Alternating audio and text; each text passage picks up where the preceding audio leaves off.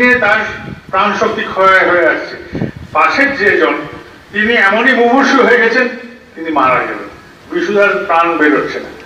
যে যায় তাকে ঠাকুরের কথা বলে, যে মুহূর্ত অবধি আমার প্রাণ আছে আমি যেন তোমার কথা বলে যেতে পারি, প্রত্যেকটা মুহূর্ত যেন আমি ব্যবহার করতে পারি। আমার শেষ মুহূর্তটা, আমার মৃত্যু যে মুহূর্তে আছে সেই মুহূর্তে তোমার কথা বলতে বলতে যেন মরি। আমি যদি মরতেই হয়, আমি কি বলি, মা বৃহস্য মা জয়ী।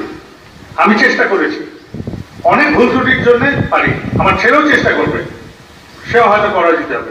এরকম করতে করতে বংশে কোনোদিনও একটা অমরা পুরুষ আমার জন্মাবে, আমি এই আশায় থাকি যে একদিন আমার বংশে কোনো একটা অমরা পুরুষ জন্মাবে, যে আমি চলছি যখন, আমার সার্থকতা আপনাদেরকে নিয়ে না, আমার সার্থকতা আমার পুত্র আমার পরিবারটাকে নিয়ে। সেই ঠাকুরের হলো কিনা, শেষ ঠাকুরের মানুষ হলো কিনা, আমার সন্তান সে দুটো ঠাকুরের কথা বলতে পারে কিনা, না আমি কাকে উদ্বুদ্ধ করছি, কাকে প্রেরণা দেব, তুমি ঠাকুরের হলো কিনা, আমার সন্তান তুমি ঠাকুরের হলো কিনা, তাই দিয়ে আমার সফলতা বিচার হবে। যদিও সবসময় ফল দেখে কিন্তু বৃক্ষের পরিচয় আসে না। যেরকম বট বৃক্ষের ফল দেখে কি বট বৃক্ষকে বোঝা যাবে? বিশাল গাছ, ওইটুকু ফল দেখে কি বুঝবে যে বট বৃক্ষ কেমন হয়? তো ফল দেখে সবসময় বিচার করা যায় না, কিন্তু তাও এটাই হচ্ছে গন্তব্য। পুত্র তুমিও এইভাবে চলো। আজকে এক ডাক্তারবাবু এসেছেন, তিনি আমাকে বললেন যাওয়ার কথা, তার শিশুপুত্র বহু কষ্ট করে জন্ম নিয়েছে, চিকিৎসা ইত্যাদি মাধ্যম করে ঠাকুরের দয়ায় তার পুত্র সন্তান জন্ম নিয়েছে।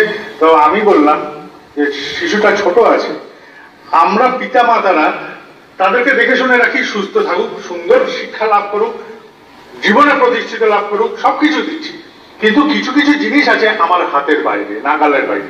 সে স্কুলে যাবে, বাসে উঠতে গিয়ে পড়ে গিয়ে পা ভাঙলো বা কোনো একটা বিপত্তি ঘটালো, এটা আমার হাতের মধ্যে নেই।